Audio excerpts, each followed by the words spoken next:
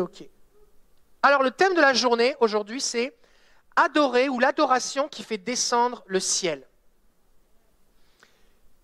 Dieu cherche des adorateurs et Dieu ne cherche pas l'adoration, il cherche les adorateurs. Quand tu cherches, ton attention est fixée sur ce que tu cherches. Tu cherches tes clés, tu ne regardes pas au plafond. Tu regardes sous les coussins, tu regardes partout, où sont mes clés? Si tu cherches tes enfants, tu regardes où sont tes enfants. Fait que si par exemple si par exemple je cherche Pasteur Freddy, alors que je le cherche, au bout d'un moment, il va avoir toute mon attention parce que je l'ai trouvé. Donc, si Dieu cherche des adorateurs, ça veut dire quoi? Ça veut dire que si je deviens l'adorateur qu'il recherche, je vais avoir son attention. Et quand j'ai l'attention de Dieu, quelque chose se passe. Parce que quand j'ai l'attention de Dieu, quand je cherche quelque chose, je me rapproche. D'accord? Et Dieu va se rapprocher de toi. La question c'est, es-tu un adorateur que Dieu recherche? Il y a différents types d'adorateurs. Il y a des gens qui sont des adorateurs et qui brûlent de l'encens ou qui brûlent des cheveux devant une statue. C'est des adorateurs, mais ils n'adorent pas Dieu. D'accord? Il y a des gens qui invoquent toutes sortes d'esprits ou qui font toutes sortes de choses bizarres, ésotériques, spirituelles, mais ce n'est pas Dieu. Ce n'est pas le Saint-Esprit.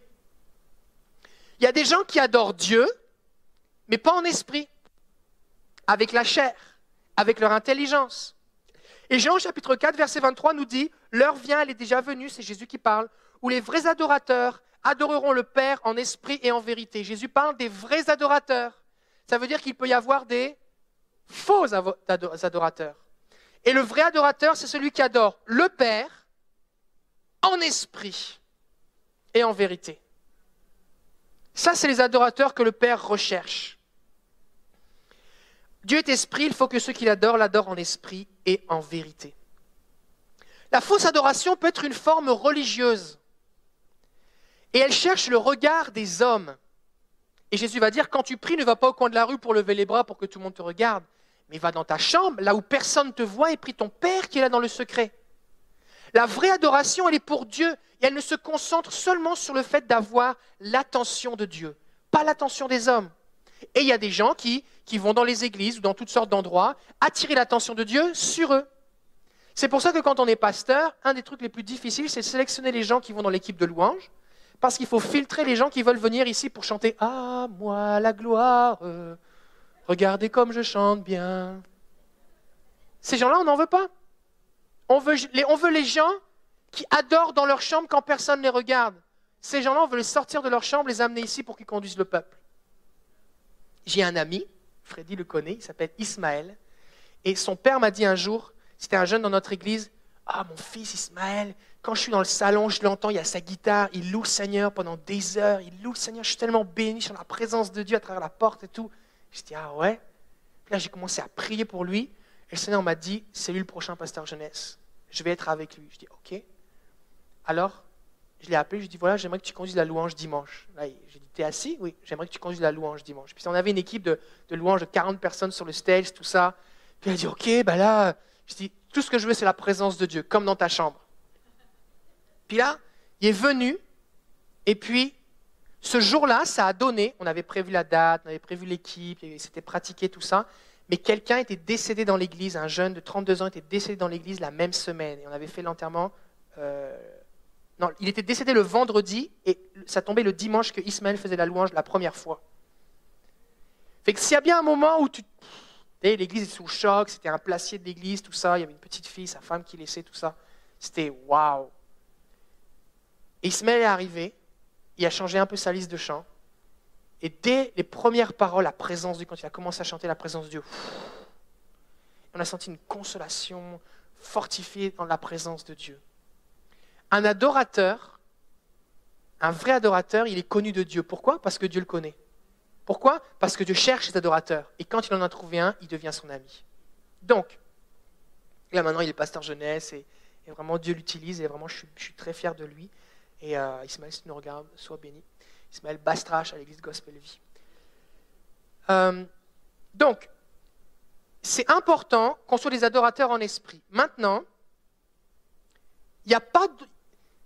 La seule façon d'adorer Dieu, c'est en esprit. Pourquoi? Parce que Dieu est esprit.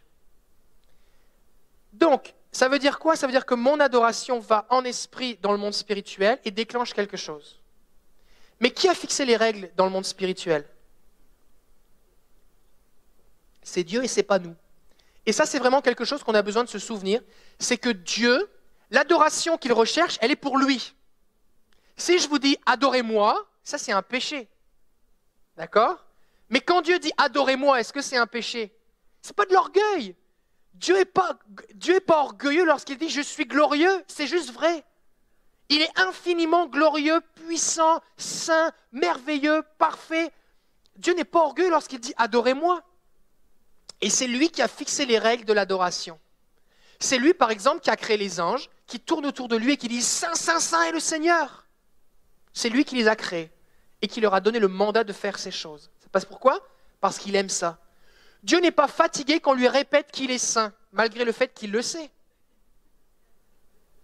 Pour Dieu, c'est normal. Il s'attend à ce qu'on lui dise. Dieu a créé aussi autour du trône ce décor, cette réalité de la mer de verre, toutes ces choses qui sont là autour du trône qu'on voit dans l'Apocalypse. Dieu a créé les vieillards, les anciens qui se prosternent et qui jettent leur couronne. Lorsque les anges crient « Saint, Saint, Saint est le Seigneur », il les a créés, il les a assis là, il leur a donné une couronne pour qu'ils se prosternent et qu'ils jettent leur couronne à ses pieds.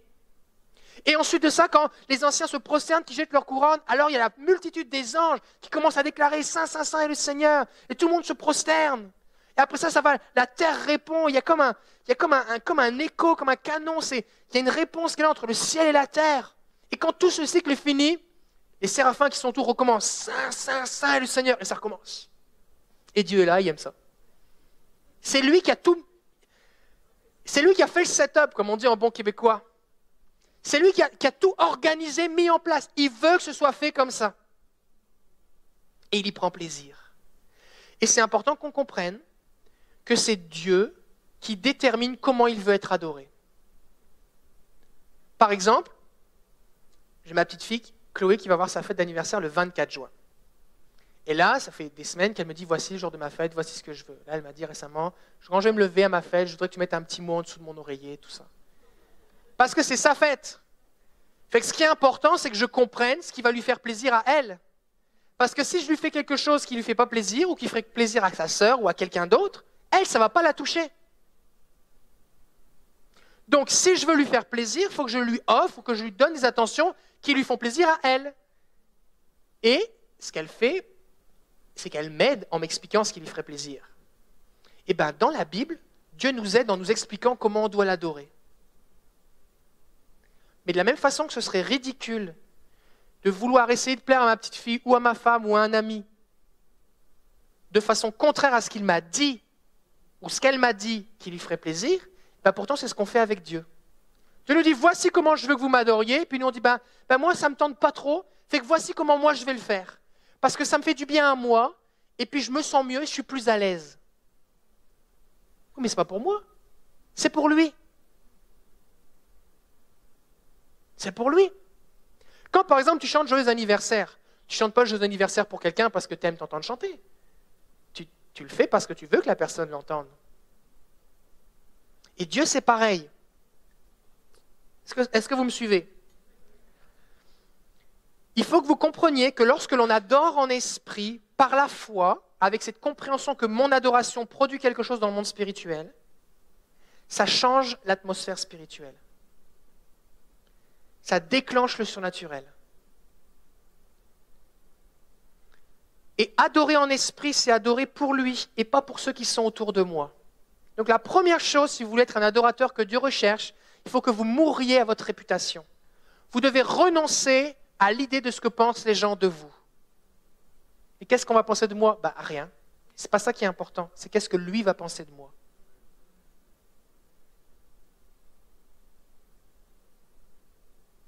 Quand j'ai demandé ma femme en mariage, lors de notre premier rendez-vous, je l'ai attendue avec des roses rouges, des grandes roses rouges. Et on s'était donné rendez-vous, je n'avais pas de voiture, et elle non plus, on était étudiants. Et on s'était donné rendez-vous au pied de la bibliothèque universitaire de la faculté où elle était. Là où elle était, il y avait à peu près 10 000 étudiants. C'est énorme. Juste la bibliothèque fait des tas d'étages, c'est un énorme bâtiment. Elle m'avait donné rendez-vous là, à midi, je crois. Tout le monde sortait pour aller manger, tout ça. Et moi, j'étais arrivé d'avance. Ça fait que pendant à peu près une demi-heure, j'ai attendu avec les roses. Les grandes roses que je ne pouvais pas cacher dans une poche. Elles étaient très grandes. Et tout le monde passait devant moi. Et plein de gens me regardaient, toutes sortes de regards. Et moi, j'attendais et je ne savais pas trop par où elle allait arriver. Et j'ai attendu. Mais ce n'était pas pour tous ces gens-là que je le faisais. C'était pour elle. Et de cette journée, la seule chose que je me souviens, c'est quand je me suis approché d'elle et que j'ai demandé en mariage, pas de tous ces gens qui m'ont regardé. Ce n'est pas eux qui est important. Et quand on fait quelque chose pour le Seigneur, on doit lui offrir notre amour, on doit lui offrir notre dévotion, on doit lui offrir notre adoration, parce que lui seul le mérite, parce qu'il en est digne, et on doit le faire de la façon qui lui plaît à lui, indépendamment de ce que pensent les autres, et indépendamment de comment on se sent. Vous savez comment je me suis senti quand j'ai demandé en mariage? J'ai cru que j'allais mourir. J'avais le cœur qui battait là, j'ai cru que mon cœur allait sortir de ma poitrine. J'avais des nœuds dans l'estomac, tout ça. Je vais mourir. Je bégayais. Je veux dire, j'ai attendu pendant 2 heures, parce que j'ai fait 45 minutes de métro avant, et avant ça 1 heure de bus, pour arriver avec les fleurs. Et là, j'ai les fleurs, et là j'ai bégayé, je ne savais plus trop quoi dire. Pourtant, je m'étais pratiqué avant, là, mais je ne savais plus quoi dire. Là, je dis, c'est ça, ah bah ça c'est pour toi. Ce que tu veux, c'est ça, je t'aime, est-ce que tu veux m'épouser? C'était direct de même. Elle m'a dit oui, et merci Seigneur, ça fait plusieurs années maintenant qu'on est mariés. Ça va faire 14 ans. Et l'idée c'est quoi? C'est que si je m'étais dit, bon ouais, mais là je vais me sentir mal à l'aise, ça se peut que je sois un peu stressé et un peu inconfortable. Ça se peut que je transpire un petit peu. Ça se peut que ouais, je vais être mal à l'aise. Je ne vais pas le faire. Je vais garder mon amour secret. Je vais me contenter de lui envoyer des petits cœurs sur Facebook. Facebook n'existait pas, je pense, à ce moment-là. En 2003, ça n'existait pas. Il y a eu une vie avant Facebook. Eh ben, on ne serait pas mariés. Il y a des inconforts et des malaises et des gênes et des stress qui valent la peine. Et des fois, il y a des histoires terribles de femmes qui aiment un homme et qui attendent qu'il se déclare et lui, jamais il ose. Et des fois, la femme attend pendant des années et des fois, finalement, elle se marie avec quelqu'un d'autre. Ou vice-versa. Et si tu laisses ton confort dicter ce qui est bon pour toi, tu passeras à côté du plan de Dieu. Parce que quand tu regardes dans la Bible et que tu te mets à la place des gens qui vivent des choses avec Dieu, tu dis « Waouh, c'est inconfortable, pas à peu près. » C'est vraiment inconfortable. Dieu demande de faire des trucs. Dieu n'a rien à faire de ton confort. Il veut ton bonheur. Mais si pour t'amener dans le bonheur, il faut que tu passes par l'inconfort, ça ne dérange pas le Seigneur. Lui, ça ne le dérange pas. Ok. Donc, il faut que tu renonces à la crainte, à la peur, à la gêne, à la timidité, pour laisser libre cours à la joie et à la passion dans la présence de Dieu. Parce que chaque fois que tu élèves quelque chose au-dessus de Dieu, qui fait que tu dis, Seigneur, je sais ce que tu me demandes, mais je ne peux pas le faire parce que voici ma raison, c'est que ta raison est plus grande que Dieu.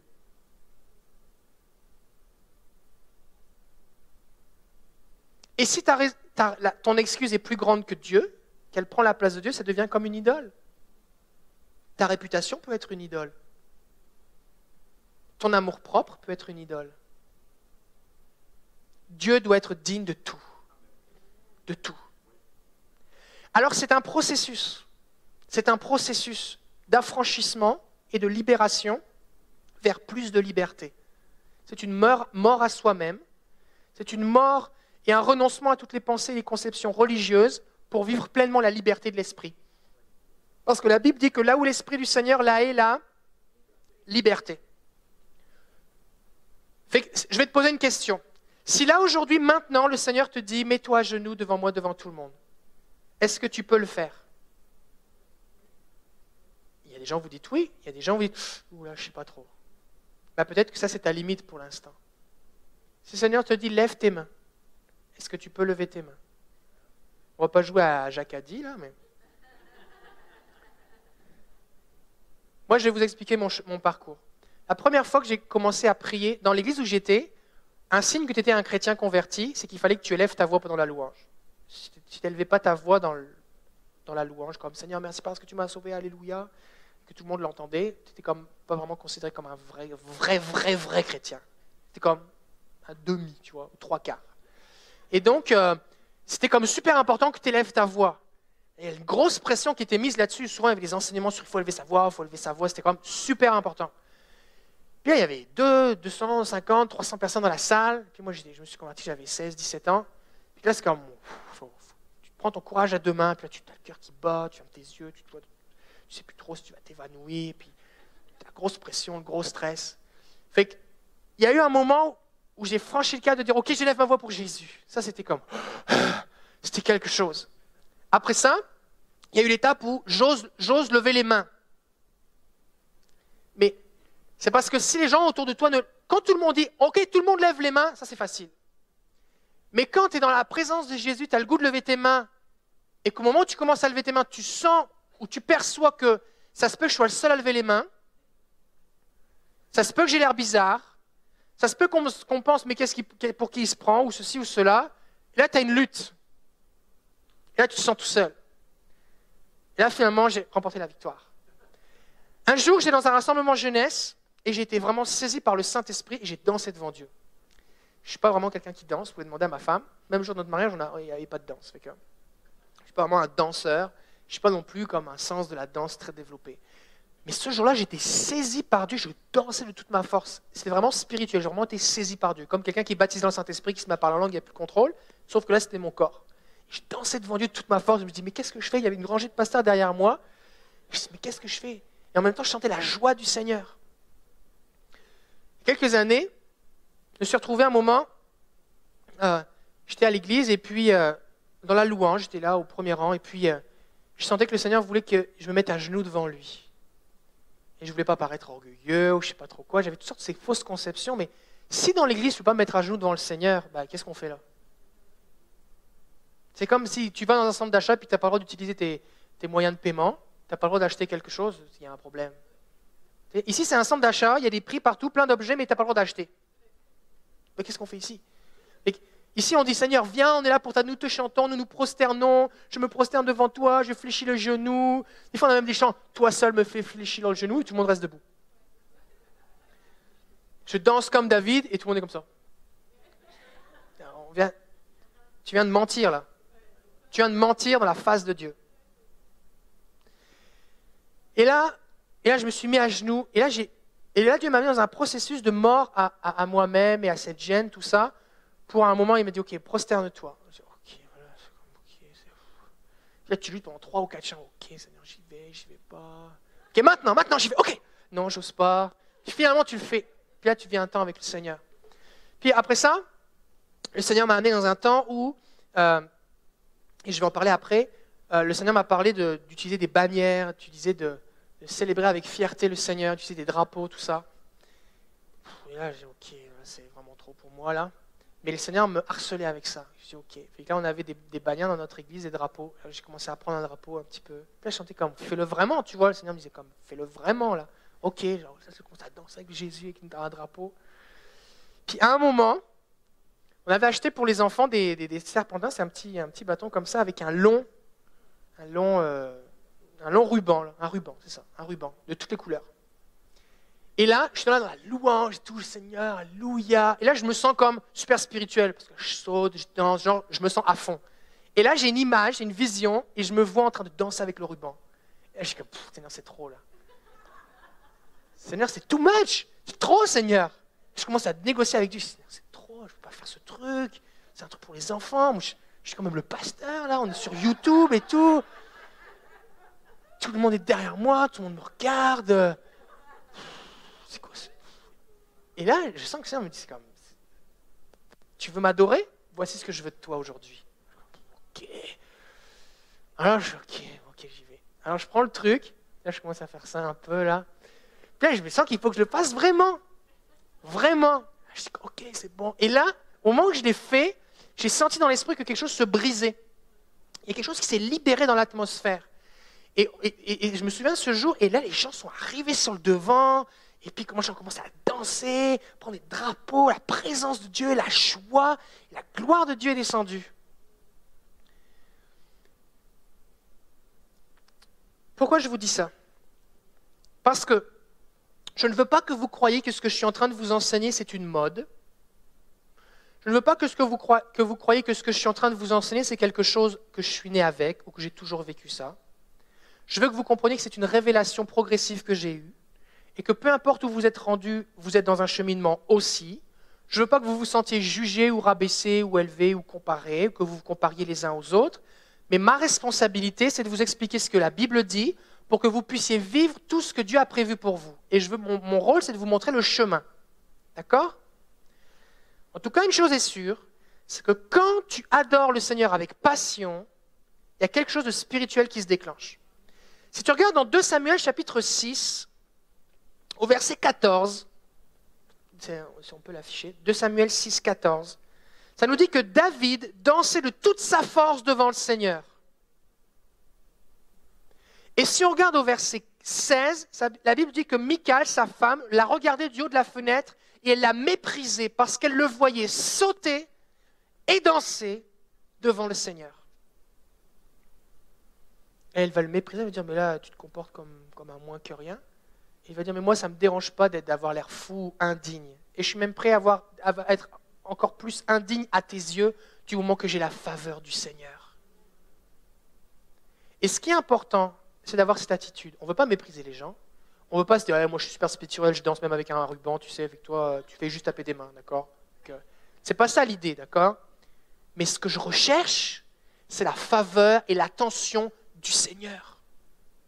En 2012, j'étais à Las Vegas, à l'église de Paul Goulet, et puis j'étais dans une conférence, il y avait quelqu'un qui dansait avec un espèce de drapeau, c'était comme une corde, il y avait une poignée, il y avait une corde, et au bout il y avait une balle, ou un sac rempli de sable, quelque chose comme ça. Et au bout du sac, il y avait une étoffe. Et là, il faisait des trucs comme ça. Mais c'était super, c'était gracieux. C'était... Puis là, tu regardais ça. Moi, juste de le voir, j'étais béni. C'est waouh. C'est comme waouh. Puis c'était vraiment juste pour le Seigneur. C'était pas un truc, regardez-moi, je fais un show. C'était vraiment juste pour le Seigneur. Je trouvais ça super beau. Et là, je chantais vraiment comme... Je sentais dans mon cœur que Dieu prenait plaisir à ça. Et là, je dis, mais... Et là, le lendemain, on avait une réunion de prière. Tout le matin, il y avait une réunion de prière. Je dis, mais Seigneur, ça sert à quoi les drapeaux, là, franchement? Je veux dire, quelqu'un fait un drapeau, mais toi, ça te donne quoi? Toi, ça te donne quoi? Ça te fait quoi la différence que quelqu'un ait un drapeau, ou que quelqu'un n'ait pas de drapeau, ou que quelqu'un danse, ou que quelqu'un ne danse pas? Ça te fait quoi à toi, Seigneur? Et là, j'ai une vision. Une de mes premières visions. Et la vision que j'avais, c'est que c'est comme si j'étais à côté de Dieu, il y avait la terre dans l'espace, dans l'univers, et là on se rapprochait à une vitesse super rapide. Et la terre grossissait, ça allait très vite. La terre était toute sombre, obscure, et il y avait à certains endroits des points lumineux. Et là on se rapprochait, ça grossissait, il y avait un point lumineux en particulier, ça se rapprochait, et au bout d'un moment j'ai vu la scène, il y avait comme un grand feu. Il y avait des gens qui dansaient, des tambours, des danses, des drapeaux, des gens qui levaient les mains, qui poussaient des cris de joie et qui louaient Dieu. Et ce que je ressentais, c'est que Dieu était attiré. Ça attirait Dieu. Parce que c'était pour lui. Et que partout ailleurs sur la terre, les gens faisaient toutes sortes de choses, mais pas pour lui. Alors que ça n'avait qu'un seul objectif, c'était lui.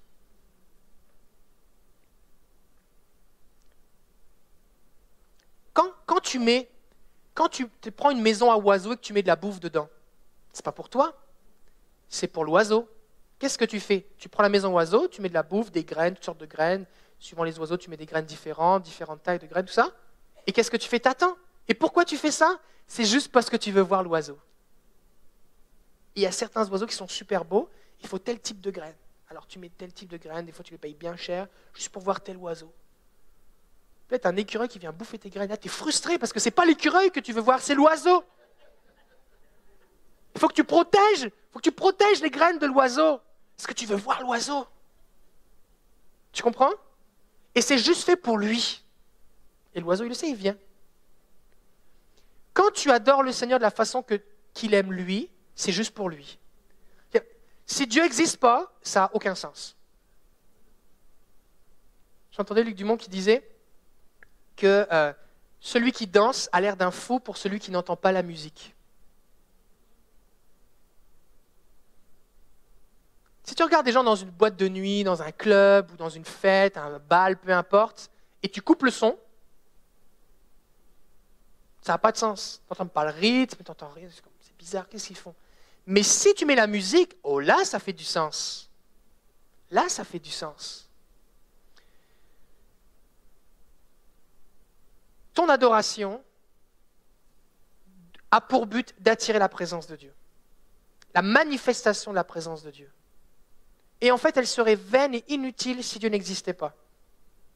Mais il y a plein de chrétiens qui adorent le Seigneur, et même si Dieu n'existerait pas, ça ne leur changerait rien. Parce qu'ils pourraient faire la même adoration.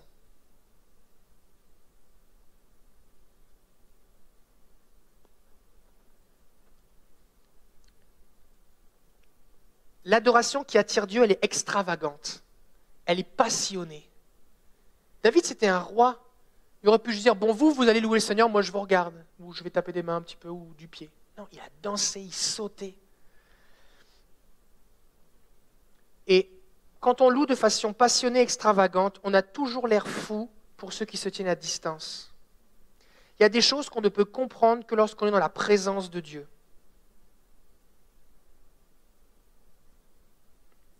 Alors, quand on adore le Père en esprit, ça fait tomber le feu. La Bible dit que notre corps est le temple du Saint-Esprit. Si on est un temple, on offre des sacrifices dans un temple. C'est à ça que ça sert. Donc, avec mon corps, puisque mon corps est le temple du Saint-Esprit, je dois offrir des offrandes spirituelles. Et chaque fois qu'il y avait des offrandes qui étaient mises sur l'autel, le feu descendait. On voit ça partout dans la Bible. Dieu prenait plaisir au sacrifice, le feu descendait. Si l'autel n'était pas fait de la bonne façon, le sacrifice n'était pas fait de la bonne façon, il n'y avait pas le feu. Fait que ce qui nous importe, c'est pas de faire des sacrifices. C'est pas de faire du karaoké. Ma voisine fait du karaoké. Elle chante dans son sous-sol et elle chante. C'est du karaoké. Il y a les paroles sur son écran, elle chante. Mais ça ne m'intéresse pas de faire du karaoké. On ne vient pas à l'église faire du karaoké. On veut le feu. On veut la présence de Dieu. Seigneur, on va venir te louer, mais on veut te rencontrer. C'est un rendez-vous. On est venu pour te toucher. Si tu ne viens pas, on perd notre temps. On n'est pas une chorale. On n'est pas un club de chant. On n'est pas des gens qui aiment la musique. On veut ta présence. On veut que tu nous touches. Parce que quand tu es là, tout change. Donc on va s'organiser, on va s'arranger pour que la façon dont on te loue amène ta présence. Une fois que tu es là, tu vas t'arranger avec les choses. Mais notre job à nous, c'est que tu viennes. Regardez ce verset. Psaume 5, verset 3, je pense que c'est une des diapos du PowerPoint. C'est la version, en anglais c'est Passion Translation Bible, la Bible de la Passion. Voici la traduction, ça dit « Chaque matin, tu entendras ma voix alors que je prépare mon sacrifice de prière pour toi. Et chaque matin, j'attendrai que ton feu tombe sur mon cœur. » C'est bon ça? La version seconde dit, Nouvelle Bible seconde, 5 verset 3. « Seigneur, le matin, tu m'entends, le matin, je me présente à toi et je guette. » Il y a une version qui dit, je me présente devant toi et j'attends. Mais j'attends quoi? J'attends d'avoir accompli mon devoir religieux? J'apprends d'avoir apaisé mon cœur pour ne plus me sentir coupable? J'attends de pouvoir dire que j'ai prié 10 minutes, je peux pouvoir dire à mon pasteur, hey, j'ai prié 10 minutes. J'attends quoi? J'attends le bus? J'attends que mon café soit fini? J'attends quoi? J'attends que son feu tombe sur mon cœur. J'attends la manifestation de sa présence. Parce que la prière sans un contact, sans une touche avec Dieu est vaine, ça ne sert à rien. Je veux le toucher.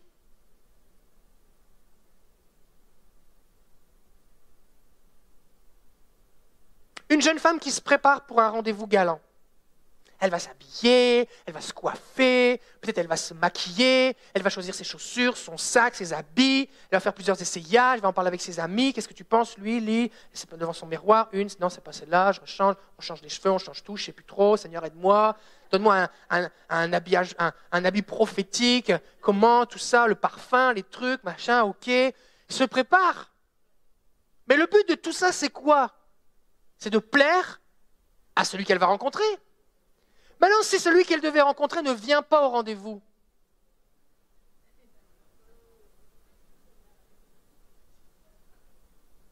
est-ce qu'elle pourra dire « Oh, c'est pas grave, j'ai tellement pris plaisir à me préparer. Ça valait la peine. Je suis là au restaurant, puis j'attends. Et il vient pas. Mais j'ai tellement pris plaisir en moi-même. » Mais non, c'était pour lui. Je veux un contact.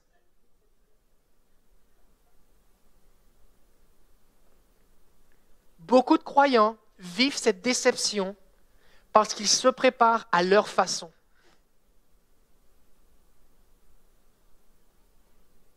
Au lieu de se préparer de la façon qui plaît à Dieu.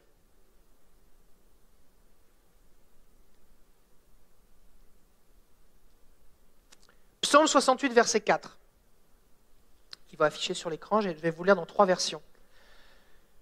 Le psaume 68, c'est vraiment un verset de combat spirituel, un chapitre de combat spirituel, et qui me semble fondamental pour les églises. Dans ma Bible, il y a un titre qui n'est pas dans le texte original, ça dit « Hymne pour accueillir le Dieu victorieux ». C'est bon, hein? Dieu se lève, ses ennemis se dispersent, ceux qui le détestent fuient devant lui.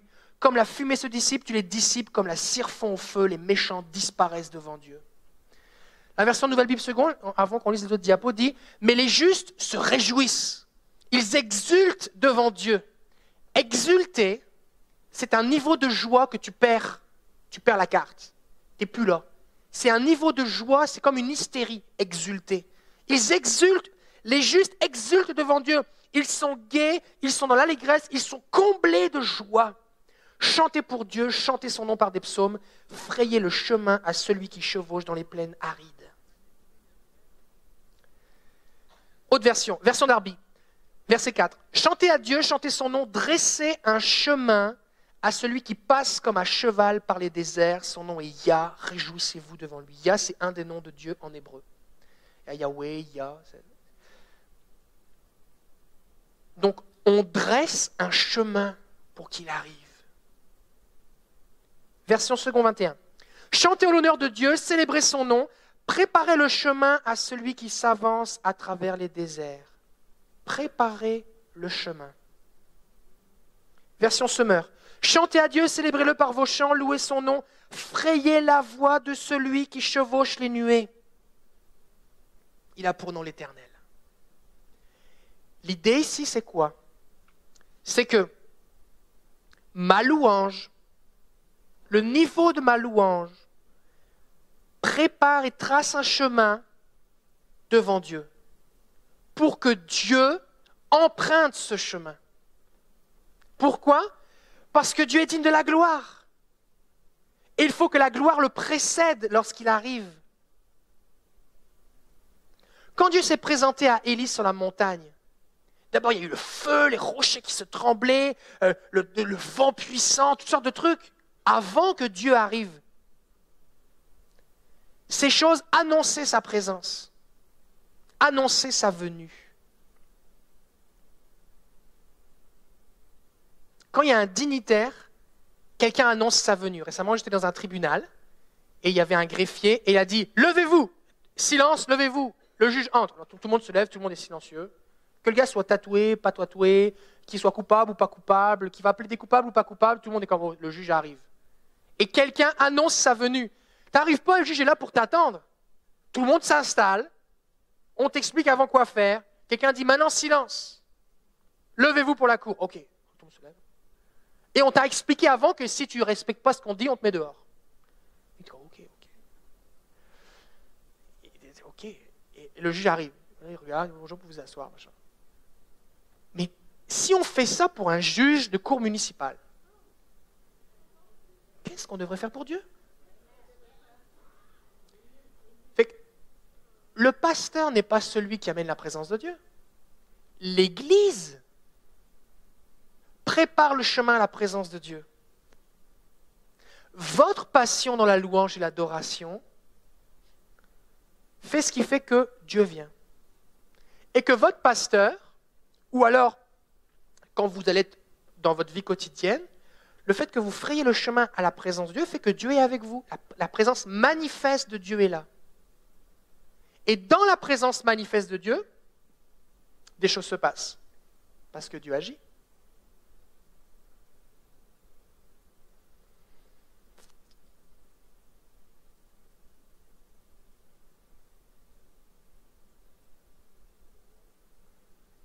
Il y a beaucoup de chrétiens qui se mettent à adorer Dieu une fois qu'il manifeste sa présence. Oh, Dieu agit, alléluia, gloire à Dieu. Mais là, tu es en retard, là. C'est facile d'adorer Dieu une fois qu'il est là. Parce qu'il est là, justement. Oh, Dieu est là. Mais les gens qui ont la foi et qui adorent en esprit, adorent d'avance pour préparer le chemin.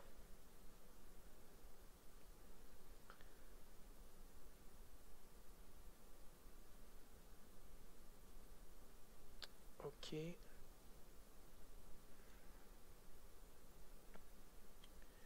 vais sauter des choses.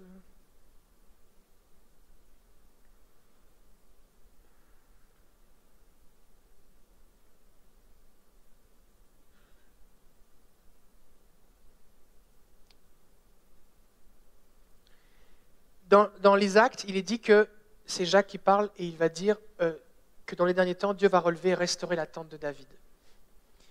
Et la tente de David, quand on regarde, j'avais préparé des choses, mais là, j'ai pas le temps, j'ai encore autre chose à faire après.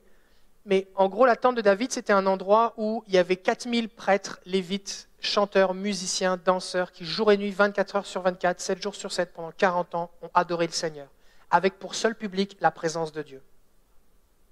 Là, on est habitué à voir des lévites, on va dire, qui adorent le Seigneur avec un public. Fait que même si Dieu n'est pas là, il y a au moins un public. Mais eux, ce qu'ils faisaient, leur public, c'était la présence de Dieu. Il n'y avait personne qui regardait. C'était juste pour lui. Jour et nuit, 24 heures sur 24. Ils étaient 4000 à se relayer, jour et nuit. Et qu'est-ce qu'ils faisaient dans ce temple, dans ce temps? Eh bien,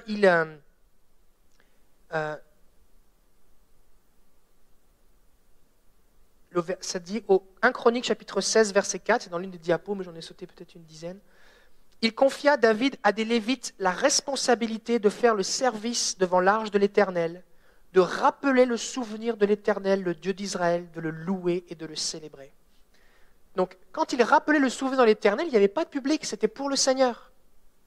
Alors, les mots qui sont utilisés, les mots hébreux qui sont ici sont faire le service devant l'arche. Ça signifie servir ou attendre devant Dieu ou être présent. Seigneur, je suis là pour toi.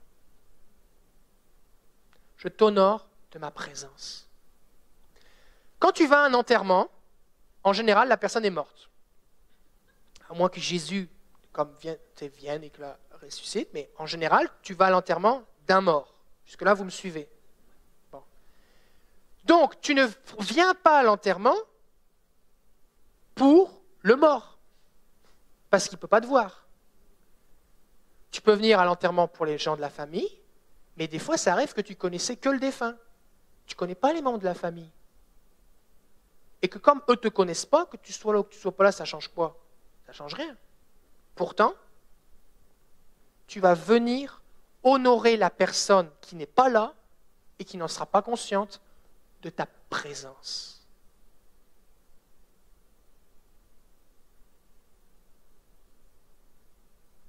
Quelqu'un va à une remise de diplôme et des gens vont venir t'honorer de leur présence pour assister à ta remise de diplôme.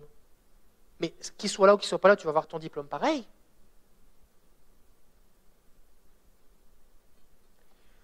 Notre présence, le temps que nous accordons à Dieu l'honore. Et que le premier service qu'on doit accorder au Seigneur, c'est de passer du temps devant lui. On est là juste pour lui, Seigneur, je suis là pour toi. Et se tenir en silence devant Dieu, se tenir dans sa présence, c'est une marque d'honneur et de respect que nous lui offrons. Et cela nécessite la foi, ça nécessite d'être un adorateur en esprit. Pourquoi? Personne ne te voit, il n'y a rien qui se passe, tu es juste là pour lui. Sauf qu'alors que tu commences à l'honorer, tu dis, Seigneur, je suis là pour toi. Il vient. Et alors qu'il commence à venir, tu commences à sentir son feu qui tombe sur ton cœur. Tu commences à sentir la manifestation de sa présence. Il commence à te toucher. Et comme tu deviens un habitué de sa présence, il est toujours avec toi. Et quand tu dis « Viens Saint-Esprit », il n'est pas loin. Et tu pries et des gens sont touchés. Rappeler le souvenir de l'Éternel, c'est rappeler intentionnellement ses actions et y penser en permanence. Et il déclarait ce que Dieu faisait. C'est au fait. Seigneur, tu as fait ça. Seigneur, tu as fait ça. Rappelez les témoignages, rappelez la bonté de Dieu. Donc vous êtes tout seul et vous racontez à Dieu ce qu'il a fait pour vous. Le louer ou être reconnaissant, c'est le mot yada, qui signifie littéralement lever les mains ou crier des remerciements. Et ensuite, il y avait le mot célébrer, c'est le mot halal. C'est de ce mot que vient le mot alléluia. Vous savez ce que ça veut dire? C'est une célébration explosive de la grandeur de Dieu. Quelqu'un qui est dans une louange halal, ça explose. C'est un niveau où il n'y a plus de raisonnement, il n'y a plus de logique, il n'y a plus de dignité à préserver, c'est de l'extravagance. On n'a plus rien à faire de personne, c'est juste lui. C'est juste lui. C'est une explosion. Dans ce halal-là, on peut chanter la même phrase 100 fois sans s'arrêter, car tout est pour lui. C'est plus la logique qui est importante, c'est de lui offrir notre louange.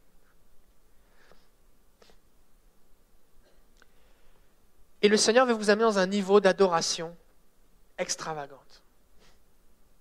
Et plusieurs d'entre vous qui nous regardez ou qui êtes ici, vous avez comme une limitation à un moment.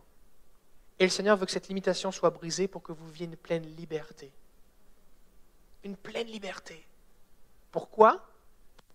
Parce qu'avec cette pleine liberté va venir un nouveau niveau d'intimité. Dans mon livre, je raconte le témoignage d'Hélène. Hélène était élevée dans une famille de témoins de Jéhovah, et puis elle avait une conception de Dieu qui était distante, tout ça. Et à un moment, elle s'est convertie, et elle est venue à l'église après cela, et pendant la louange, elle a une vision, elle voyait des anges qui descendaient, qui montaient de l'autel, là où il y avait des gens qui célébraient le Seigneur. Et puis, elle a vu un ange qui s'approchait d'elle, qui l'a pris par la main et qui l'a amené au ciel.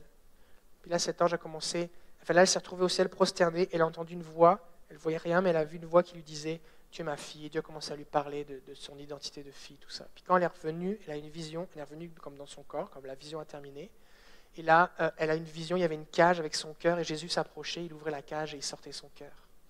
Elle a été bouleversée, tout ça. Puis quelques semaines plus tard, un mercredi soir, dans une réunion qu'on avait, dans la louange, elle était assise à peu près au fond de la salle, et le Saint-Esprit lui a dit « Va sur le devant, louer le Seigneur avec les autres devant, lever les mains, tout ça. » Elle dit « Mais moi, je suis bien trop gênée, bien trop timide, jamais je ferai ça. » Et le Saint-Esprit lui a poussé comme ça. Et finalement, elle a obéi. Elle s'est approchée, et quand elle est arrivée sur le devant, elle a vu un ange à côté d'elle qui était là comme pour la rassurer. Et là, elle a obéi, elle a commencé à lever les mains. Et au moment où elle a levé les mains, le Saint-Esprit est tombé sur elle, elle s'est mise à parler en langue, elle a été baptisée dans le Saint-Esprit. Cette femme, maintenant, est tellement transformée qu'elle a fondé un ministère qui va dans les rues, le matin à 6 h du matin, pendant l'hiver, rencontrer les itinérants dans la ville de Québec pour prier pour eux, leur donner des vivres et les toucher. Cette transformation s'est passée alors que dans la louange, il y a eu des expériences. Et ça se pourrait que cette limite que tu penses infranchissable soit juste ce qui t'empêche d'expérimenter plus de la présence et de la manifestation de Dieu et de sa transformation. Maintenant, pose-toi une question. Si la louange extravagante, c'est ce qui plaît à Dieu, c'est comme ça que Dieu veut qu'on le fasse, et qu'il se passe autant de choses dans l'adoration extravagante, qui a intérêt à ce que tu restes bien tranquille assis à ta chaise? L'ennemi. L'ennemi. Ne laisse pas l'ennemi te voler. Ne laisse pas l'ennemi te museler. Ne laisse pas l'ennemi te ficeler. Offre à Dieu ce qu'il mérite. Alors on voit dans la Bible qu'on peut danser. Dans le psaume 87, verset 7, il est dit « Ceux qui chantent comme ceux qui dansent s'écrient « Toutes mes sources sont en toi ». Ça veut dire quoi? Ça veut dire que ces gens qui chantent et qui dansent ont découvert une source en Dieu que visiblement pas les autres, ils n'ont pas découvert. Il y a des choses que tu découvres dans l'intimité de la présence de Dieu que tu ne découvriras pas ailleurs.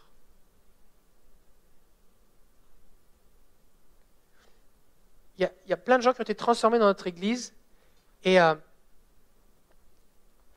plupart de ces gens, je ne les ai jamais rencontrés dans mon bureau. C'est juste dans les temps de louange, les gens étaient là à genoux, prosternés, on faisait des appels pendant la louange, les gens pleuraient, sont touchés, ils sont juste avec Jésus. Jésus est là, on va les laisser avec Jésus. Et là, on a un temps avec Jésus. Ça dure longtemps, c'est pas grave. C'est pas grave. C'est pas grave que ça dure longtemps. Quand tu vas manger chez quelqu'un et que tu regardes ta montre toutes les 5 minutes, c'est que tu passes pas un bon moment. Quand tu dis, il est déjà 22 heures, ok, demain c'est l'école. Tu dis, ok, ça fait 6 heures qu'on est là, ok, ça va passer vite. Parce que tu as passé un bon moment. Quand tu connectes avec le Seigneur, tu perds la notion du temps. Les gens qui regardent leur montre à l'église, ils ne sont pas en train de connecter avec Dieu. Ça se peut que tu ailles travailler, que tu ailles conduire tes enfants quelque part, que tu aies une exigence, c'est pas de ça que je parle, mais si le temps est encore très présent pour toi, tu n'es pas en train d'être dans l'éternité, tu n'es pas dans l'esprit. À un moment, il y a une jeune femme qui vient, qui me dit, en fait, je voyais que sa face changeait. Là, je dis, mais ta face a vraiment changé. Tu étais triste, sombre, là maintenant tu es rayonnante. Qu'est-ce qui s'est passé avec toi? Et elle m'a dit, j'ai vécu un abus sexuel et j'ai fait 15 ans de thérapie. Ça n'a rien donné du tout. Là, j'ai rencontré Jésus et Jésus a guéri mon cœur. Et Jésus m'a demandé de pardonner, puis j'ai pardonné. Puis Jésus m'a dit d'aller dire à la personne qui m'avait abusé, que je n'avais pas revu depuis des années, que je lui pardonnais, lui parler de Jésus, et je l'ai fait. Cette force et toute cette restauration, cette guérison, elle s'est trouvée comment? Dans la présence de Dieu. Parce que des gens autour adoraient Dieu avec passion et attiraient, frayaient le chemin à Dieu. Dieu est venu. Et parce que Dieu est venu, il a rencontré les gens qui en avaient besoin. Et le diable, ce qu'il veut te faire croire, c'est ne sois pas trop passionné, parce que les gens qui ne connaissent pas trop Jésus et qui ont vraiment des besoins et que je suis en train de tenir ficelé, enchaîné par le péché, dit le diable, ils pourraient être choqués par ta passion. Le problème, c'est que si tu n'es pas passionné, Dieu ne vient pas. Si Dieu ne vient pas, les gens qui ont des besoins ne sont pas rencontrés. Et ils repartent chez eux comme ils étaient, et ils disent, ton Dieu que tu chantes qui est si merveilleux, il ne m'a rien fait pour moi. Forcément, il n'était pas là.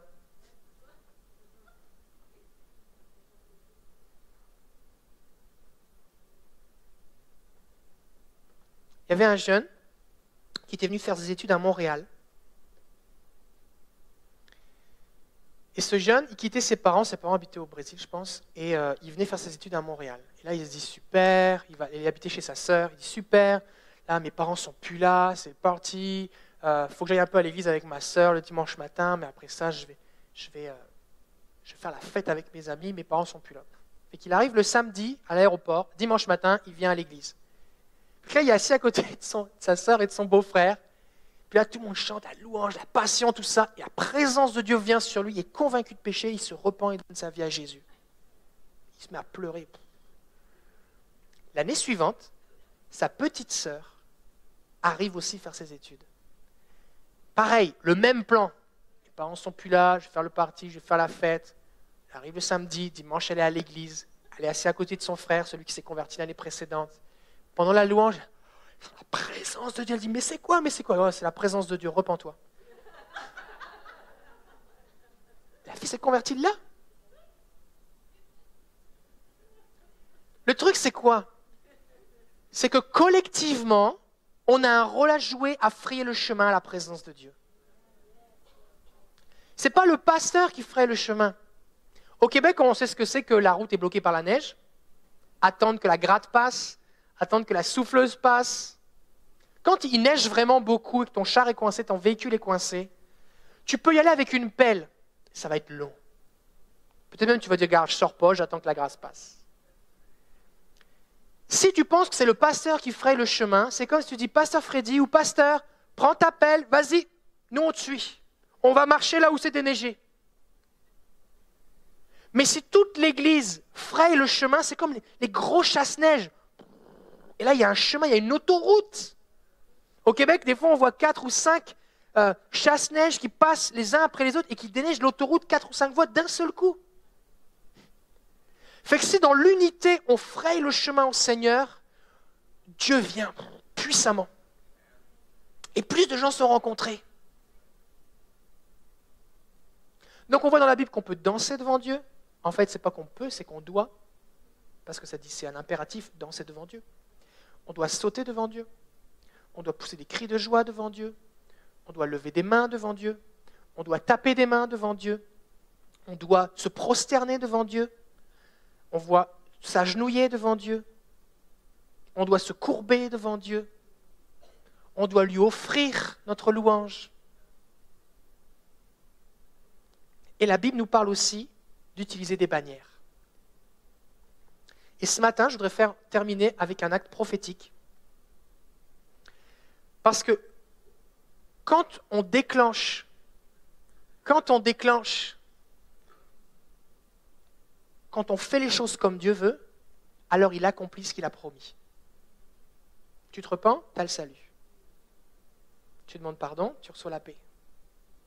Tu adores comme il dit, il vient. Le 30 avril 2013, ou 2014, je n'ai pas noté la date, le Seigneur m'a parlé. Et il m'a dit, j'étais en prière, j'écoutais le Seigneur, et il m'a dit, je fais de toi un porte-drapeau pour donner du courage à ceux qui te suivent. Tu me suis et j'ouvre la voie. Les autres te suivent et élargissent le passage. Tu marches où il n'y a pas de chemin pour qu'à ta suite un chemin soit formé. Je suis ta protection, tu marches en mon nom. Tu sembles faible, mais mon nom sur toi est redoutable. Alors je ne savais pas trop quoi faire avec ça. Je dis ok, c'est cool d'être un porte-drapeau. Sur le coup, je n'ai pas trouvé ça plaisant parce que je me dis le porte-drapeau, il a un drapeau, mais il n'a pas d'arme. Il se fait tirer dessus, c'est une cible, mais il n'y a pas d'arme. Alors je n'ai pas trouvé ça plaisant sur le coup vraiment. Mais je réalisais qu'il y avait des choses. Et là, pendant les mois qui ont suivi, il y a eu plein de confirmations. Quelqu'un qui voit dans l'esprit, en priant pour moi, a dit je te vois avec un drapeau dans les mains. Elle ne savait pas ce que Dieu m'avait dit. Je dis, ah, ouais. Après ça, elle a vu un drapeau au-dessus de l'église. Quelques mois plus tard, Dieu m'a dit de fabriquer un drapeau. Il dit c'est le temps maintenant que tu construises un drapeau. Alors je dis mais Seigneur, de quelle couleur? Alors là, il m'a donné des couleurs, il m'a donné des instructions. Il fallait qu'il soit doré, écrit bleu, rouge, vert, avec les noms de Dieu dessus. Et il m'a dit quand tu vas lever la bannière, sous mes ordres, dans un moment précis, ça va être comme Josué qui a levé son étendard à la bataille de Haï pour libérer l'embuscade. Et si tu le fais à mon commandement, les anges vont venir. Je dis waouh. Le jour même, il y a la personne qui voit dans l'esprit, mon amie Louise m'a dit « Oh, mais ton drapeau a changé de couleur. » Je dis « Ah bon, il dit quelle couleur ?» Elle dit « Maintenant, il est doré. » C'est exactement ce que le Seigneur m'avait dit le matin même dans la prière. Ensuite de ça, j'ai un ami qui est venu de France, et il y a une vision, Mathieu Gatté, et il m'a vu, il était comme une forêt, il y avait une forêt sombre avec un chemin, et là, c'est comme s'il volait, et il y avait un long drapeau, comme les oriflammes des chevaliers, vous savez, des très longs drapeaux. Et là, il allait très vite, c'était très long, et tout au bout, moi j'ai avancé avec un drapeau comme ça. Quand je suis allé à Ville-la-Salle, il y a quelques années, j'ai fait ce geste prophétique. Mais avant que je le fasse, pendant la louange, il y a une femme de l'église qui a une vision, elle ne savait pas de quoi j'allais prêcher, et elle a vu au loin une armée qui marchait en rang serré. Une armée qui avançait. Mais ils n'arrivaient pas face à elle, elle les voyait arriver comme de biais. Et alors, après qu'on ait fait ce que je vais faire maintenant, eh bien, ils se sont rapprochés de plus en plus. Et en fait, elle a réalisé que c'était des anges qui arrivaient en rang serré, que rien ne pouvait les arrêter. Et en fait, la raison pour laquelle elle les voyait de biais, c'est parce qu'elle aurait été écrasée par eux sinon. Il m'arrive de placer... Donc j'ai construit une bannière. C'est pas moi qui l'ai faite en fait, j'ai donné des instructions à quelqu'un qui l'a fabriquée. C'est pas une bannière magique, c'est pas... C'est comme le bâton de Moïse, d'accord? C'était un bâton normal, c'est Dieu qui déclenche quelque chose, d'accord? C'est comme quand on fait l'onction d'huile, c'est pas de l'huile magique. C'est juste que c'est un jet qui symbolise un jet prophétique. Quand on baptise les gens, c'est pas de l'eau magique qui sauve, d'accord? Mais alors qu'on le fait dans la prière, eh bien les gens s'identifient à Jésus. Bon. Alors dessus, on a écrit les noms de Dieu. Il est le Tout-Puissant, il est ma bannière, il est mon secours, maître de l'univers, mon bouclier, il me voit, sauveur, il entend, mon berger, il pourvoit, mon libérateur. En dessous de cela, je lis à l'envers, là, il y a écrit quoi en dessous là, c'est, il guérit, c'est ça, il guérit, homme de guerre, l'éternel des armées, l'éternelle paix, ma justice, l'indomptable, ma force, alpha et oméga, saint, roi des rois, seigneur des seigneurs. Et alors j'ai commencé dans la prière, à simplement, dans la louange, quand je prie le matin, quand je suis à l'église, il n'y a personne, à juste élever la bannière et à prier dans la présence de Dieu Seigneur, juste comme à élever son nom. Et là, régulièrement, ce que j'ai constaté, c'est qu'à un moment, j'ai eu cette pensée du Seigneur, de prier pour quelqu'un et de mettre la bannière dessus. Et là, j'ai commencé à déclarer les noms de Dieu. La personne était comme, vraiment visiter tout ça. C'était vraiment fort. Et en fait, il y a un verset dans le Cantique des Cantiques, chapitre 2, verset 4, qui dit « Il étend sa bannière sur moi et sa bannière, c'est l'amour. » Alors ce matin, ce que je veux faire, c'est que je vais élever la bannière de Dieu sur vous et sur vos vies, afin que le ciel descende et que vous soyez victorieux dans votre combat pour établir le royaume de Dieu. Parce qu'en fait, la première fois où il y a une bannière qui est mentionnée dans la Bible, c'est quand Moïse a élevé les mains dans la bataille, que Josué était dans la vallée. Et quand il levait les mains, Josué était plus fort. Quand il baissait les mains, Josué était dans la défaite. C'était le même Josué, c'était le même Amalek. La différence, c'était les bras de Moïse. C'est quoi le concept? Et à la fin, Moïse a pris conscience du fait que quand il avait les mains levées, c'était plus fort. Ils étaient plus forts, donc il a gardé les mains levées, mais il était fatigué. Donc Aaron et Hur se sont mis de chaque côté, l'ont assis sur une pierre, ils ont tenu ses bras toute la journée et ils ont remporté la victoire. C'est quoi la différence? C'est quoi le point? Pourquoi le fait qu'il ait ses mains levées, ils ont la victoire? À la fin, Moïse va établir un autel et il va dire « L'Éternel est ma bannière ». Et c'est une des noms de Dieu. Yahweh Nissi, l'Éternel est ma bannière. C'est quoi l'idée? Il n'avait pas de drapeau dans ses mains, il avait juste les mains levées. Mais alors qu'il élevait les mains vers Dieu, quelque chose se passait de spirituel. Et c'est ce que je voudrais établir bibliquement maintenant. Que dit la Bible sur les bannières? Premièrement, les bannières servent à célébrer. Psaume 20, verset 5. « Nous pousserons des cris de joie à cause de ton salut, nous lèverons l'étendard au nom de notre Dieu. » C'est une forme de célébration. Et si tu regardes, eh bien, partout dans le monde, on élève des drapeaux, des bannières, des étendards. Dans les célébrations, c'est une expression de joie. L'image suivante, ça c'est le Super Bowl. Je pense que c'est l'année dernière. Le Super Bowl, tout le monde a des drapeaux. Pourquoi? C'est la fête. Tout le monde sait que quand c'est la fête, il y a les drapeaux. Youhou, c'est la fête, on célèbre. Et personne n'a dit, oula, il s'est passé quelque chose de bizarre au Super Bowl, les gens avaient des drapeaux, ils étaient un peu trop joyeux. Hein. Personne ne dit ça. À la télé, aucun journaliste a dit, oula, c'est bizarre, ils ont des drapeaux, ils sont trop joyeux. Tout le monde trouve ça bien normal. Il y a des gens qui sont payés pour avoir ces drapeaux-là et pour faire la fête. C'est une expression de joie. Mais c'est dans la Bible. Deuxièmement, les drapeaux servent à exprimer notre fierté dans quelque chose, notre appartenance. Psaume 20, verset 5, la version Zadok. Nous allons célébrer ta victoire et arborer comme un drapeau le nom de notre Dieu. Quand on arbore une médaille, quand on arbore une récompense, on en est fier. Quand on met une médaille à quelqu'un, on veut qu'il l'affiche, qu'il accroche sur son vêtement, que tout le monde le voit. Quelqu'un qui a, tu bombes ton torse, hey, j'ai ma médaille. C'est un signe de fierté. Les drapeaux sont utilisés pour démontrer sa fierté. Dans tous les milieux, les gens exposent leur fierté dans leur nation, avec leurs drapeaux. À la Saint-Jean-Baptiste, il va y avoir des drapeaux du Québec partout. Si les Canadiens sont dans les séries, tout le monde met le drapeau des Canadiens. Un club sportif, un syndicat même. Si vous vous rappelez le drapeau du CN ou de la CGT pour ceux qui sont en France, les gens arborent leur fierté, ils s'identifient. Et les gens veulent que tout le monde sache en quoi ils placent leur fierté et que ce soit visible de loin. L'image suivante, c'est le club de soccer de Lens. Et ça, c'est la tribune. Est-ce que vous voyez la taille des drapeaux? Il y a des gens là, ils ne voient même pas le match. Parce que tu as un gars devant avec un drapeau qui est grand comme 10 rangées de sièges là. Fait qu'il y a des gens, ils ne voient même pas le match de temps en temps. Oh. Ils regardent le match sur leur cellulaire. Oh, ils ont marqué un but. Parce que le gars est là, mais il ne voit rien. Il y a un gars avec un énorme drapeau. Et c'est juste les couleurs du club. C'est jaune, c'est sang et or. Et c'est ça, c'est les couleurs. Les gens sont fiers. Et les gens, il y a des gens qui sont tatoués, maquillés, ils sont là avec l'écharpe, torse nu, il fait 5 degrés dehors, et là ils scandent le nom de leur équipe, comme ça, et puis ils ont le chapeau, ils ont les vêtements, et personne ne leur dit, oula, tu es trop joyeux. Il me semble que tu es un peu trop fier, tu vas être exclu du club. Non. Oui, mais imagine qu'il y ait un nouveau qui soit là pour la première fois regarder un match de soccer. Oh, il pourrait être choqué, les gens sont trop passionnés. En fait, si tu enlèves les supporters du stade, c'est plate un match de soccer. Parce que c'est long, il y a juste 2 ou 3 buts dans le match pendant 1h30.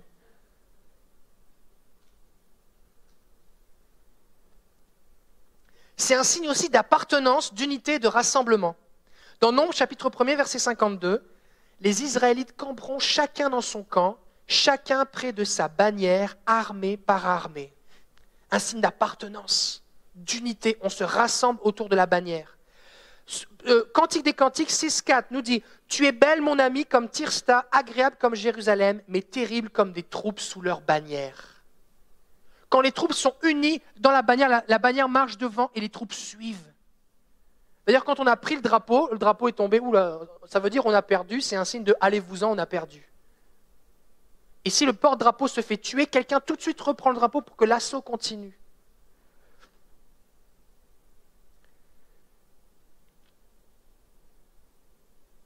Là, par exemple, on a une image on n'a pas trop ça en France, mais les manifestations en France, ça ressemble plus à ça. Ce n'est pas des gens sur le trottoir qui disent on fait grève, ou avec un sticker, c'est comme, ils bloquent la rue, ils bloquent la circulation, ils mettent le feu aux abribus, et puis, on fait la grève.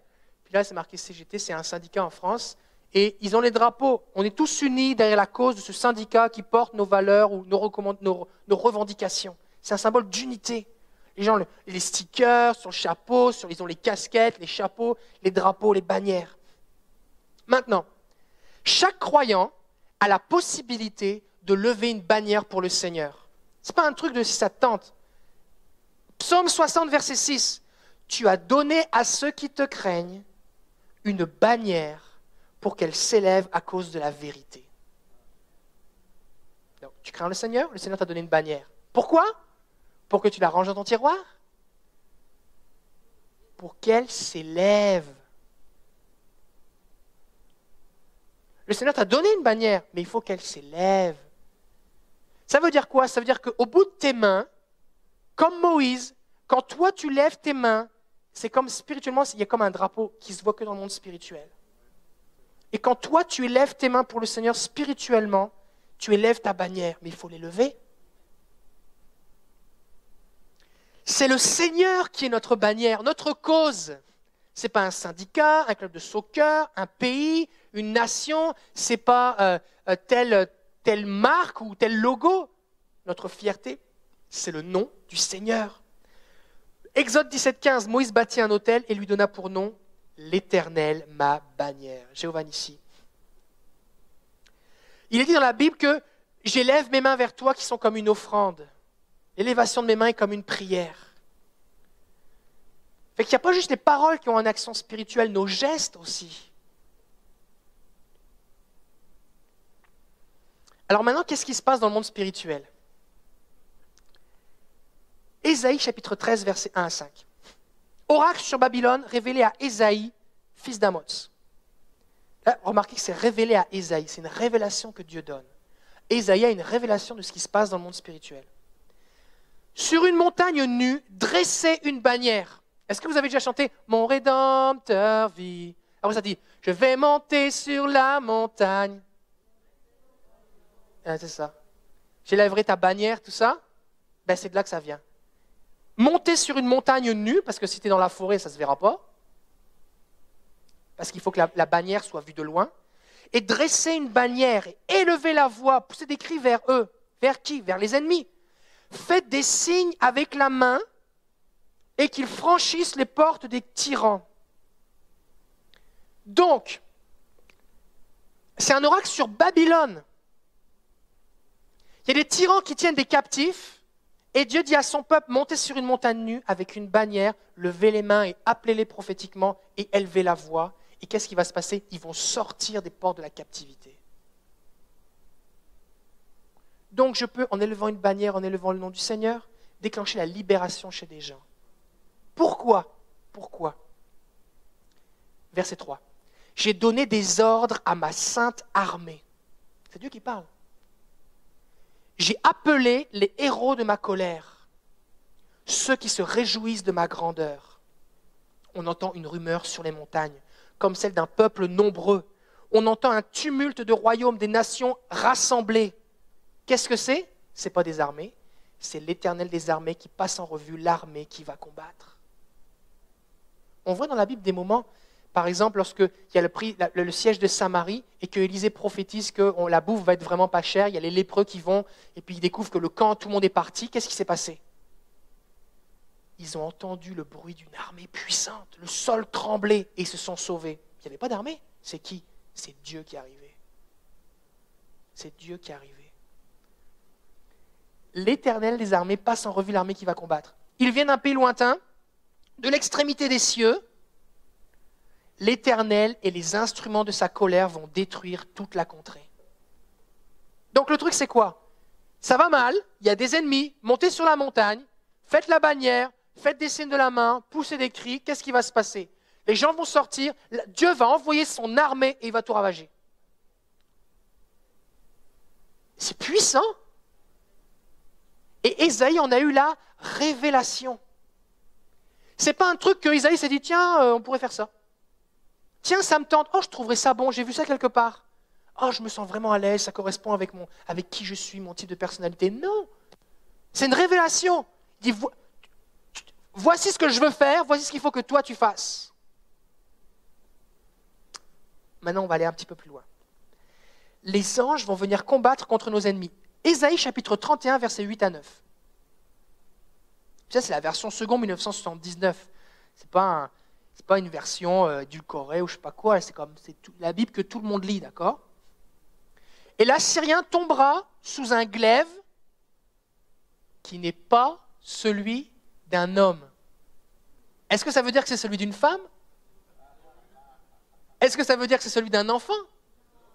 Ou d'un singe ? Sous un glaive qui n'est pas celui d'un homme. Et un glaive, et là c'est rementionné, et un glaive qui n'est pas celui d'un homme le dévorera.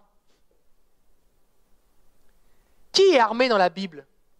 Il y a les soldats humains, mais est-ce que les anges sont armés ? Mais oui, les anges sont armés. Même dès la Genèse, ça nous dit qu'il y avait des chérubins protecteurs qui étaient là avec des épées flamboyantes. Oh oh oh ! Quand il y a un ange qui a tué 185 000 Assyriens en une nuit, il devait être armé aussi celui-là. Quand les anges sont venus combattre contre le prince de Perse dans le livre de Daniel, le combat, il ne se faisait peut-être pas à main nue. On voit que les anges sont armés. Quand l'ange de l'Éternel s'est présenté à Josué, dans Josué chapitre 2, il avait l'épée nue à la main. Donc les anges sont armés. Et une épée qui n'était pas celle d'un homme va venir contre les ennemis. Il s'enfuira devant le glaive, et ses jeunes guerriers seront asservis. Il est parlé de l'Assyrien ici, qui est un ennemi d'Israël. Donc l'ennemi va s'enfuir devant le glaive qui n'est pas celui d'un homme. Son rocher s'enfuira d'épouvante. Le rocher de qui ? Le rocher de l'Assyrien. Ça veut dire quoi, son rocher s'enfuira ? Est-ce que ça a des pattes, un rocher ? Quand on dit Jésus est le rocher de ma vie, ça veut dire quoi ? Seigneur, tu es mon rocher, ça veut dire quoi ? Ça veut dire que tu es celui sur lequel je m'appuie. Il y a une réalité spirituelle invisible sur laquelle je suis fondé. C'est pour ça que je suis inébranlable. Maintenant, l'Assyrien, lui, qui est l'ennemi du peuple de Dieu, il est fondé sur une réalité spirituelle aussi, sauf que ce n'est pas Dieu. C'est qui ? C'est l'ennemi, c'est les démons. Toutes ces nations qui adoraient des idoles, c'est des démons qui sont derrière. Donc, le texte dit que des anges vont venir avec des épées et ils vont faire fuir les méchants et aussi les anges, ou plutôt les démons qui les soutenaient. Est-ce que c'est biblique que des démons soutiennent des armées ennemies ? Oui, on voit ça dans Élisée. Lorsqu'Élisée a ouvert les yeux de son serviteur, il lui a dit « Ceux qui sont avec nous sont plus grands, pas qu'eux, plus nombreux qu'eux. » Il dit « sont plus nombreux que ceux qui sont avec eux. » Donc Élisée voyait à la fois les démons et les anges. Oh, les anges sont plus nombreux, ça va, on est correct. Est-ce que ça va? On continue? Son rocher s'enfuira d'épouvante. Donc des démons vont trembler devant les anges puissants, armés, et ses chefs trembleront devant la bannière. Pas devant les gros muscles, pas devant notre sagesse, pas devant nos alliances, devant la bannière. Dit qui? L'Éternel qui a son feu dans Sion. Donc,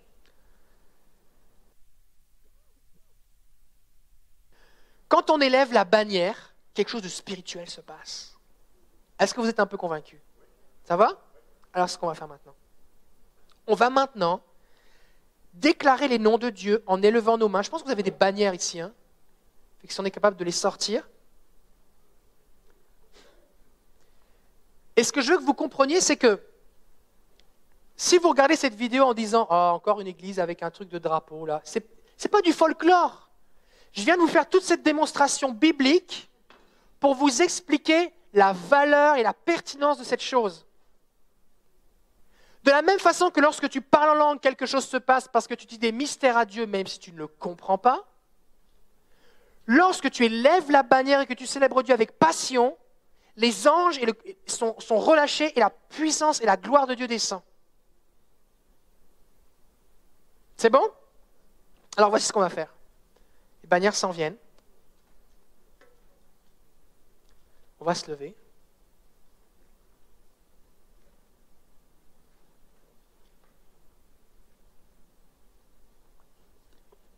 Oh, on en a plein en plus.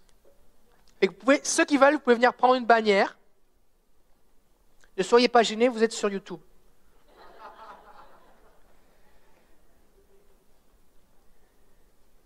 Si vous êtes vraiment gênés, prenez-en deux. Une pour vous et une pour quelqu'un qui vous regarde en ligne et qui est encore plus gêné que vous.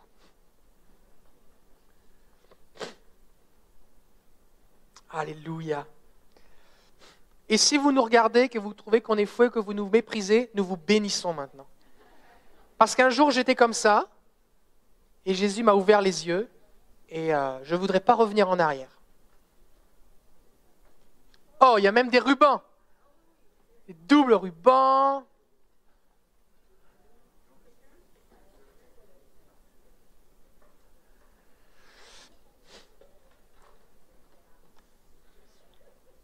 J'ai demandé à Colette de se mettre au piano, les gens vont se servir.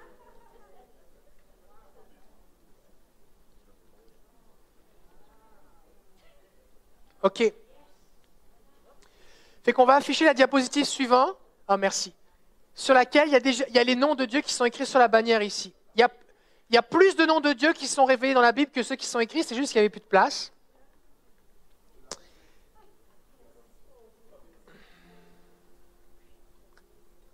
Alors, on veut une musique un peu de célébration, de quelque chose. Je te laisse réfléchir à tout ça. Et voici ce qu'on va faire maintenant. Ce qu'on veut faire, c'est qu'on veut se concentrer sur le Seigneur.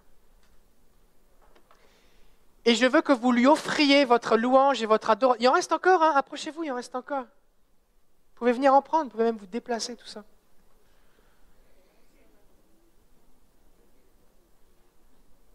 OK. Vous pouvez être dans les rangs, dans l'allée, tout ça. Vous avez besoin d'un petit peu de place. Alors, c'est sûr que si tu as des bannières dans l'église, ça te demande quelques règles de précaution. Premièrement, tu gardes les yeux ouverts. Tu gardes les yeux ouverts quand tu agites la bannière, à moins que tu sois dans un endroit vraiment où il y a de la place, parce que tu ne veux pas blesser quelqu'un. D'accord? Ni accrocher quelque chose. Deuxièmement, c'est important que tu t'adaptes à ce qui est en train de se passer. Récemment, quelqu'un à l'église se mettait à courir partout alors que c'était dans un temps très calme. Les gens étaient là en train de se recueillir devant le Seigneur. La personne courait partout avec une bannière. Elle dit, c'est la joie. Je dis, non, ce n'est pas un temps de joie là.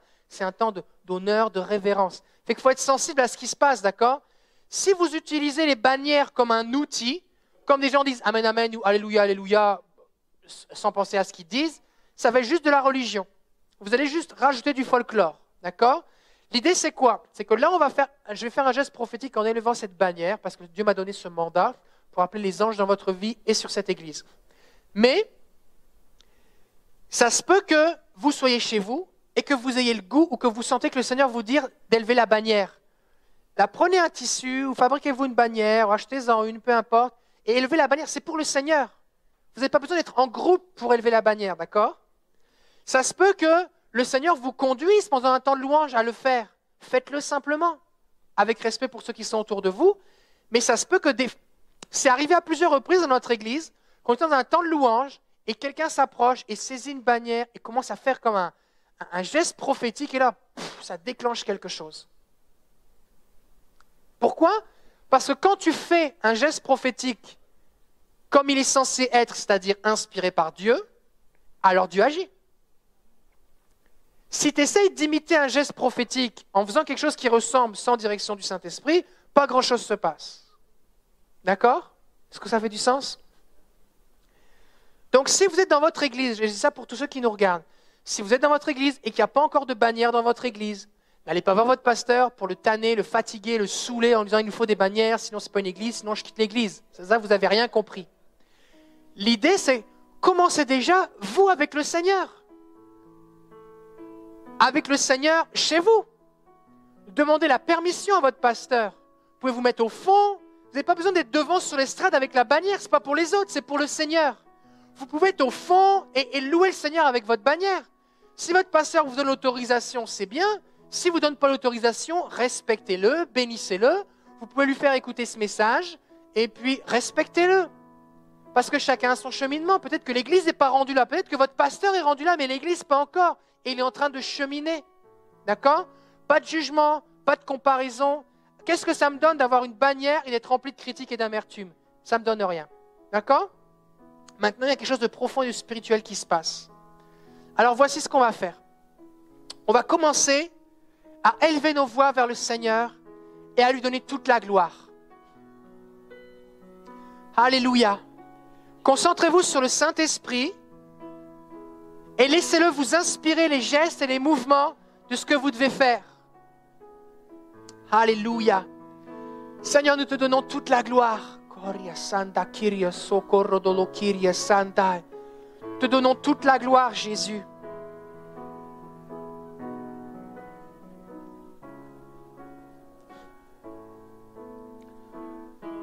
Nous te bénissons, Seigneur. Nous t'exaltons, Jésus. Couvre-nous de ta bannière ce soir, ce matin, ta bannière d'amour, Seigneur.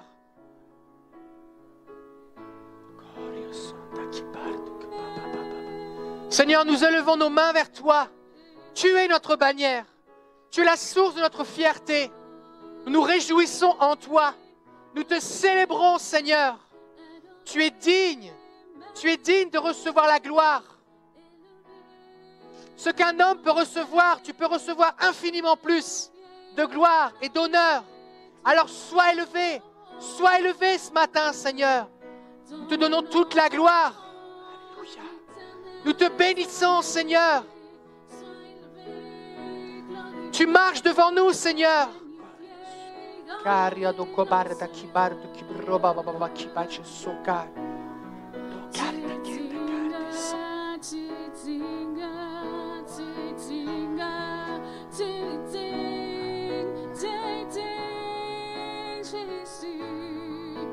Élevé, glorifié, magnifié, honoré. Élevé, glorifié, adoré, magnifié. Seigneur, ton nom, ton nom, ton nom, ton nom, au-dessus de tout nom. Roi des rois, Seigneur des seigneurs, puissant est ton nom, glorieux est ton nom, majestueux est ton nom. Oh oui, Jésus, ça, est le Seigneur des armées. Oh, Seigneur des armées. Ce qu'on va faire maintenant, on va déclarer tous ensemble, voici ce qu'on va faire.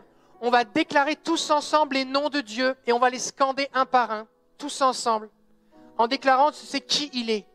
Et parce que c'est qui il est, son nom révèle sa nature, et sa nature nous révèle ce qu'il fait. Le fait qu'il soit celui qui guérit nous donne cette foi, cette assurance, cette promesse qu'on peut recevoir de lui la guérison. Le fait qu'il est notre justice fait qu'il est celui qui nous fait justice. Le fait qu'il soit le libérateur fait celui qui nous libère. On va déclarer ces noms, et ensuite de ça, alors que vous allez élever les bannières, je vais appeler les anges pour venir dans votre vie.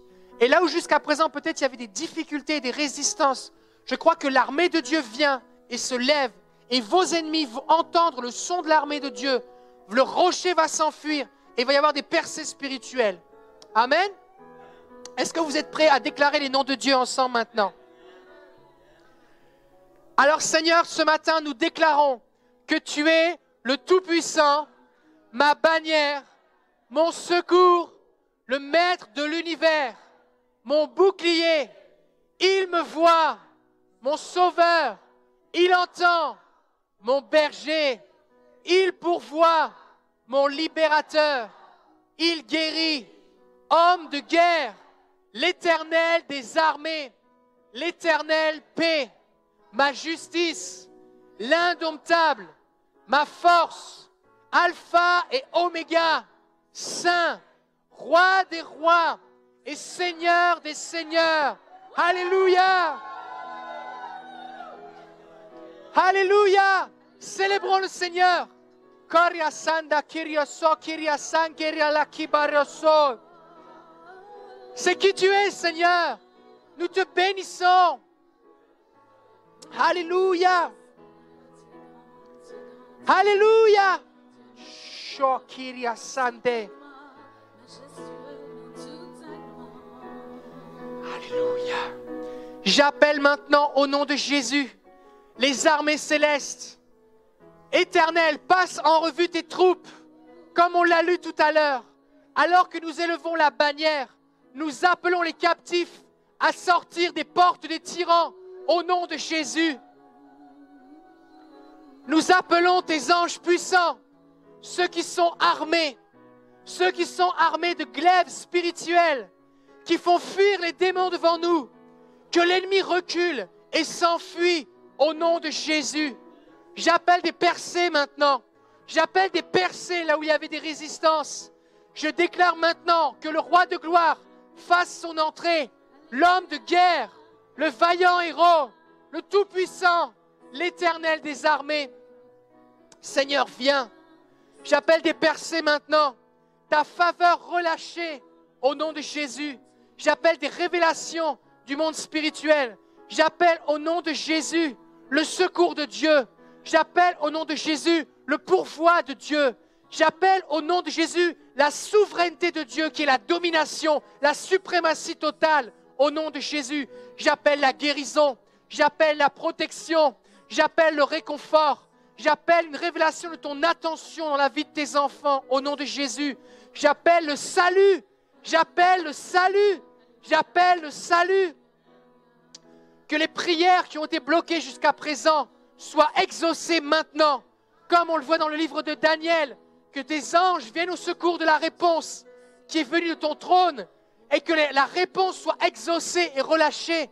On appelle la guérison, on appelle la délivrance, on appelle le pourvoi de Dieu dans les finances, on appelle la conduite, la direction, les verts pâturages au nom de Jésus.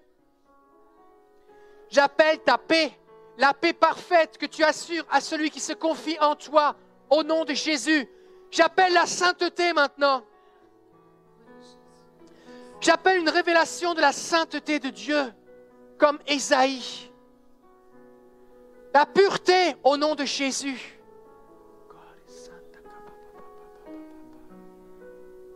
J'appelle l'accomplissement de tes plans parce que tu es l'alpha et l'oméga. J'appelle ta seigneurie parce que tu es le Seigneur des seigneurs. Je bénis tes enfants, je bénis ceux qui regardent en ligne maintenant, je bénis ceux qui sont ici au nom de Jésus. Éternel, viens.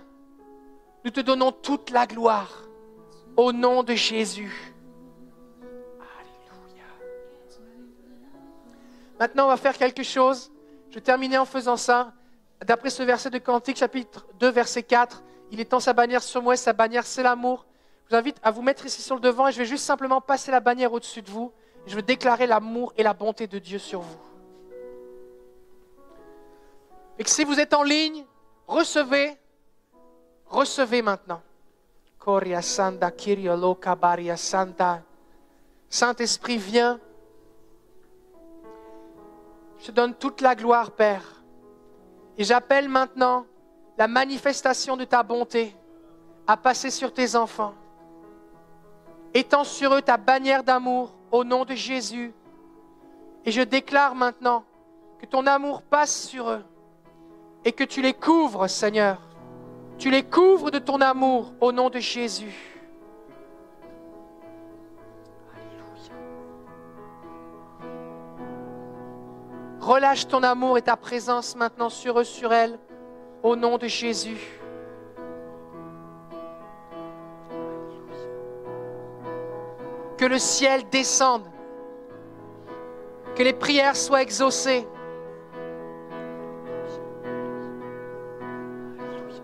Nous te bénissons, Seigneur, pour ce que tu fais maintenant. Tu es celui qui guérit. Tu es celui qui sauve. Tu es celui qui transforme. C'est ton nom, c'est qui tu es. Je déclare et je relâche ta bénédiction maintenant, au nom de Jésus.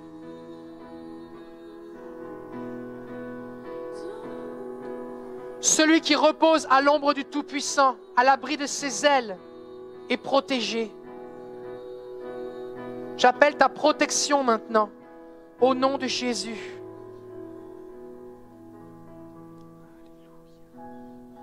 Alléluia. Je bénis ce que tu fais maintenant dans la vie de tes enfants.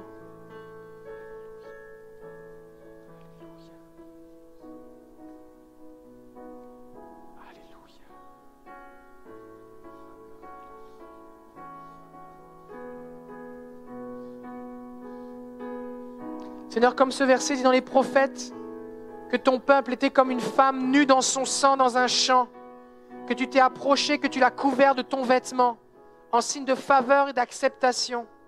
Je prie maintenant au nom de Jésus cette faveur. J'appelle cette faveur maintenant sur tes enfants, au nom de Jésus. Étends sur eux ton vêtement.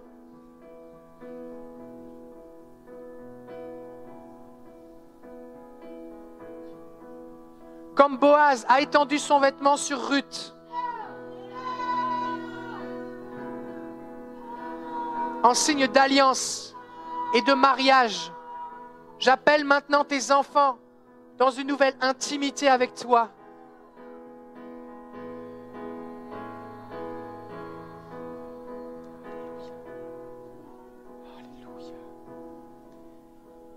J'appelle cette intimité maintenant, cette alliance avec toi au nom de Jésus. J'étends cette bannière sur vous aussi qui nous suivez en ligne. Je vous bénis maintenant. Recevez cette bénédiction. Comme Dieu l'a dit à Aaron, vous placerez mon nom sur les enfants d'Israël et je les bénirai. Alors je déclare sur vous les noms de Dieu qui est le Tout-Puissant, votre secours, votre bannière, celui qui entend, votre Sauveur, le Maître de l'univers, le Libérateur, le Berger, celui qui pourvoit. Il est l'éternelle paix, il est l'indomptable, il est votre force, il est l'alpha et l'oméga, il est le Saint, il est le Roi des rois, il est le Seigneur des seigneurs. Il est Dieu avec toi, il est ta bannière. Seigneur, j'appelle maintenant cette liberté dans la louange. J'appelle dans cette église la liberté dans la louange, qui fraye le chemin, qui trace le chemin pour la présence manifeste de Dieu. Que le feu tombe sur les cœurs, que ton feu tombe sur les cœurs.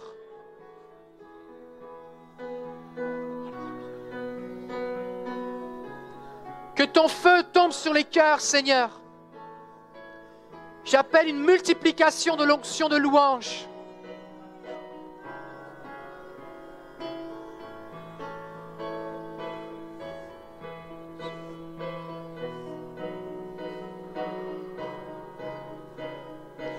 J'appelle un autoroute pour ta présence. J'appelle un chemin à 5 voies pour ta présence.